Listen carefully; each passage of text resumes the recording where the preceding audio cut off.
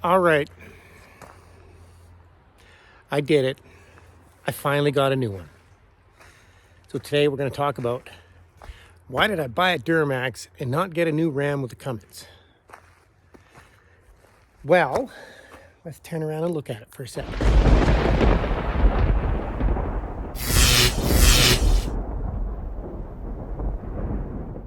This is a 2024 GMC standard cab dually. It's the base model. I've been looking at standard cabs for 3 years now. Was looking at new Rams. I wanted a black one. I needed a diesel. I needed to be able to have a fifth wheel plate in it. And this comes set up for it. And I needed a dually. Those were the three things. When I went to Sherwood Buick GMC in Edmonton, I test drove this truck. I think that was a little over 2 months ago, maybe 3 months ago. And I was just blown away. I didn't even mean to go there. I was going to look at a Dodge they had. Sorry, a Ram. They're not Dodge anymore. And I drove the Ram they had. It was loud. It was lifted. It was worn out. And they wanted 80 grand for it. Well, that was a 2018, and this is a 2024 for 82 grand. That one had no warranty. This has 5 years warranty, 160,000 K. But when I drove it, I could not believe the difference in power compared to what they used to be. I've had 3 Duramaxes. They were all LBZs, and I loved them. I got 400,000 kilometers out of each of them. And I did a lot of Googling for months on these. It doesn't matter if it's a Duramax, a Cummins, or a Power Stroke. They are all having problems these days. And so what it came down to was actually the service and the dealerships. Are they honoring their warranty? And my experiences with Chrysler, Ram, through my friends, has been that they're not honoring it. I have a friend who bought a Dodge half-ton, and that was the ones that had the little dial on the dash to turn it from park to reverse. Well, that thing failed 3 different times, and Chrysler wanted to charge him $750 every time that thing failed. And it even, he put it in park, had it running while he was opening his gate, and his truck jumped into gear, drove down the road, ran into somebody's car. And they don't want to honor that. His emergency brake just all of a sudden seized on a brand new truck. They wanted him to pay for that. He had that truck for 2 years with full warranty, and he had paid $6,000 in things that should have been covered. So what is the point in spending $100,000 on a truck when you guys aren't going to honor the warranty? So I thought I'd take a gamble. These guys are doing 0 down, super low interest. It just made sense. My Dodge has 445,000 kilometers on it. And I've been spending $1,000 a month in parts alone, doing the repairs myself, for almost 5 months now, just to go back and forth up north. Every day's off I have, every reset, I'm working on my truck. I can't get a day off because I'm working on it, because I've worn that truck out. It needs all new suspension. I've literally spent almost 5 grand on it in the last several months. And I still need all new suspension. My steering's getting worn out. Probably got to do ball joints again. Haven't even touched the motor, the turbo, or anything. My H&S programmer has crapped out. On and on and on. My airbags are blown. I got a lot of life out of that truck, and well, I'm ready for a little break. So this thing, I didn't look into it a lot as to the options. I just loved it so much. I loved the look. I wanted a black one, and I wanted the standard cab dually.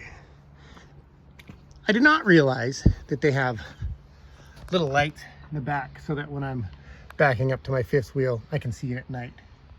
And that plug-in right there is so you can plug in an extension cord. And being it's a GMC, well, I got a little bit of a GMC thing going on here. Let's be real. My whole life I've been a Chevy GMC guy. I wasn't a Dodge guy until I got my Mega Cab. And now I have a bunch of them. The tailgate's on a key fob. You push the button and it opens up for you. No, it doesn't go back up. I don't have the push button start on this thing. This is the base model. It's got the side steps. I'm getting old. It's actually higher than my Dodge. So let's get in and have a look. And it's dirty already. I haven't cleaned it. I have 420 kilometers on it. This was going to be my retirement truck, and for the last 2 days I've been dragging vehicles around the yard with it because I figured, hey, we might as well see what this thing could do, right? I literally have the 2-speaker setup. I don't require subwoofers and all that kind of crap in this truck. This is just peace to me. I don't want a loud exhaust on it. So it's just basic. It's so simple and easy to use. Everything's just functional. I like that I have the new iPhone plug-in. I have a USB, I have a lighter, and I have a regular plug-in. Got an exhaust brake, which I need. You have your Apple CarPlay. I'm used to the Chrysler Dodge products have such a big screen here, and I actually like just having a small screen. I still like a smaller phone. I don't want a great big iPhone 15 or 16. I have a bunch of auxiliary buttons here so you can add lights and stuff to it. It's basic. And I got push button start.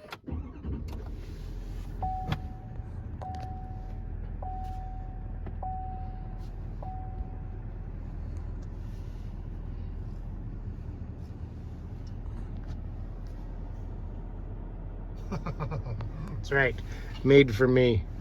It's got a DJ that's suggesting music for me. I've never experienced that. I'm sure a lot of people are used to all of that kind of stuff. I have not been up to date on technology, but I currently have Wi-Fi and all that kind of stuff in here, which is really nice. So we're going for a burn today. We're going to look at something cool, something really cool, and it's another dually. I thought I'd take you with me. Before I forget, yes, I have an energy drink already. It's also a bench seat, which I love that. I miss the bench seats. I love that era of bench seats. So that means I can have a passenger. I can throw Lenny, my dog, in here. I can let Tom run crazy on reupholstering these one day. But for a 2024, was $82,000. That's for a GMC. For a 2025 Chevy Silverado, it's a black standard cab dually with all the upgraded dash, was $16,000 more. So it was going to make my payments just crazy, just to have 1 year newer and the different style dash. It's still, the rest of it's still the same truck. Yeah, you get the start on the key fob, but it's all I need. I need a truck that can do it all work-wise. I need it to be able to haul trailers, pull shit. And I have been looking at all the Banks products. Banks is making a ton of new products that solve any problems this truck's experienced. Like apparently they have just discovered that when you do an oil change, you're not getting all of the oil. They have a little pocket where the oil gets stuck, and you're not getting it all. So Banks has a new oil pan for this thing. They have a nice intake for it, intake horn for it. They got all the exhaust. They have so many cool products for it already.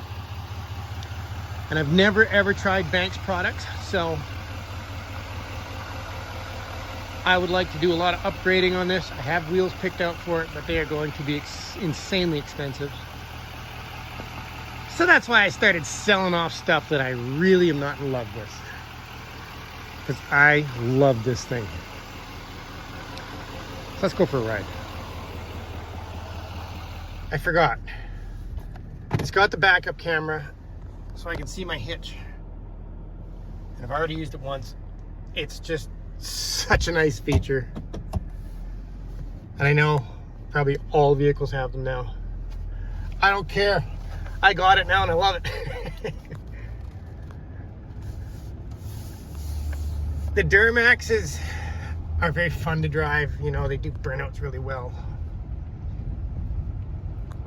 They're a different kind of power than the Cummins.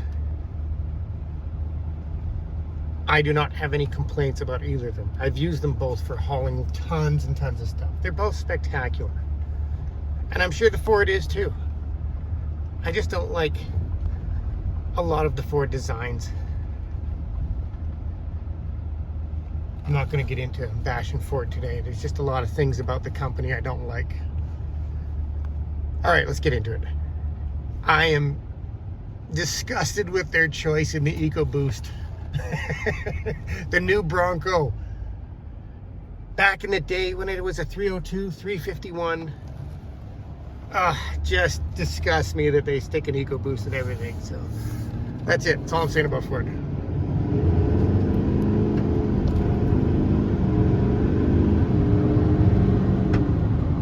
It rocks. It lights them up like nothing.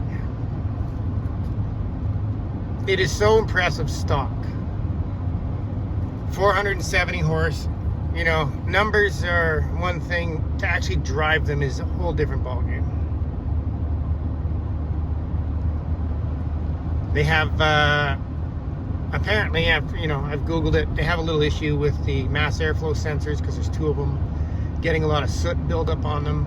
Banks already has an upgrade kit. It's about $130 US that repositions them. Whole new MAF sensors that are protected to not get soot on them, because then it changes how your truck runs. Some guys are getting engine lights on, but I was willing to take the chance, knowing they're already making parts to solve these issues. I'll let the dealership deal with any warranty stuff as long as I can until I'm ready to upgrade. So we're going to look at, I think it's a 1970 Chevy Dually 2-wheel drive that a gentleman wants me to come and talk about doing a possible Cummins swap in it. He's got something in his yard I really, really want. I mean, really badly. So that's why I'm going. I'm not taking on customers. I'm just going to talk about it. Have a look. Another issue that the Rams were having was my brother has a 2018 Ram, and for 3 years he's had no heat in it. And dealerships haven't been able to solve it. I've Googled it, and the heater core apparently is a big issue in them. And a lot of guys are having this issue, losing heat and having to replace the heater core, having to flush it. The screens, those big digital screens, are having problems crapping out, flashing, and I just don't want to deal with that. The motor itself, Cummins, is, it's a spectacular motor. Apparently they discovered that from 2018 and newer, the blocks aren't as strong. They've made some changes, and it's not able to take as much horsepower as the older ones. I'm no expert, it's just videos I see. But I'm not doing that to this truck anyway. The point of this truck isn't to crank it up horsepower-wise. It's to make my life easier. So this is not my go-to-work northern truck. No. And yeah, I got it dirty this week. That wasn't the plan, but it's been pouring rain every day and muddy. So I'll give it a major detail tomorrow. And then it's getting parked when I go back to work. I'm not going to get into all of the details of options of this truck and what they do, because the fact is, I don't know what they do. I haven't watched a single video on this thing. I haven't read the manual. I don't care. I'll figure it out as I go. I got Mr. White for that. Mr. White can tell me more about this truck than I can. But when you go and finance a new truck, when you get into the finance guy's office, which I did all of this over the phone, but when your deal gets over to the finance guy, You can tell from the moment you talk to that guy, he's just got dollar signs in his eyes because he's ready to bump your payments. And before you know it, he'll have you from $1,000 to $1,500 a month because he's trying to sell you all the upgrades of service, and we're going to cover all your brake pads and service, and they're just ripping you off left, right, and center with all of that extra crap. I'm betting on around 10,000 kilometers a year is what I'm trying to put on this thing. So no, I don't need to pay $6,000 for free oil changes and brake pads. Here's the kicker. The finance guy tells me that all of that package they're trying to sell me for $6,000 will cover when the LED bulbs burn out, because you might go through 3 sets of those, and those could be $100 a set. LED bulbs burning out, that happens a lot, does it? Because I've had LEDs in my Dodge for years, they haven't burned out. So as soon as he said that, I was just not interested. I just wanted the truck. No extras, I'll deal with the problems as they come along. I got 5 years warranty, 160,000 K. We'll see how they do. We'll see if they cover any warranties or not. I don't want to trash talk you guys online, so praying for a good experience for the next 5 years with this thing.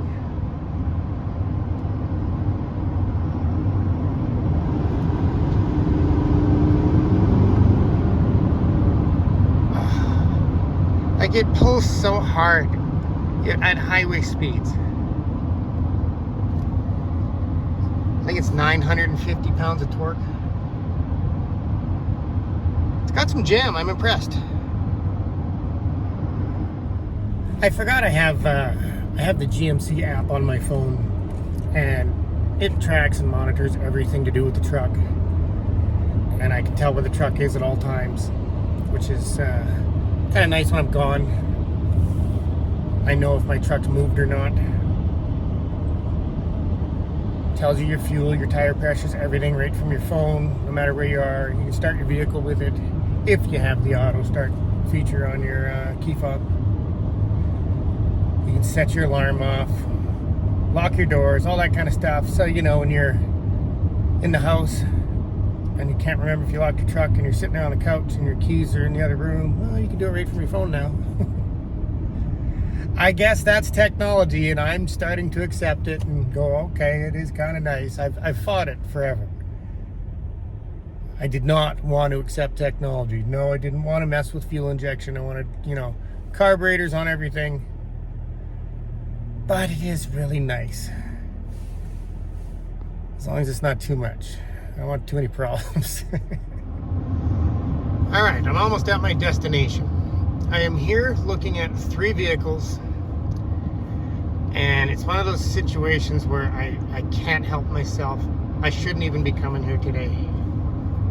I should be doing stuff, getting work done, but there's something in this yard that is just an absolute must-have on the bucket list.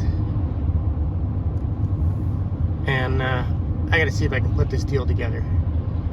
I can't let this one slide. It's making me crazy. Where are we here? Where are we? Right here. All right. So, I gotta have a snoop, and you guys are gonna get that in another video. You don't get to see in this video. I never should have gone there. Never should have gone there. All right. Back to the Duramax. So, I guess I should let you know the fate of my Dodge, but not until next video. So we'll talk about my Dodge in the next video. But now you know why I got a Duramax. I don't know what you guys think of them. I don't care. I love it. It's awesome. I got a new truck. So I'm only home for a couple more days. I'll give you some updates on everything else.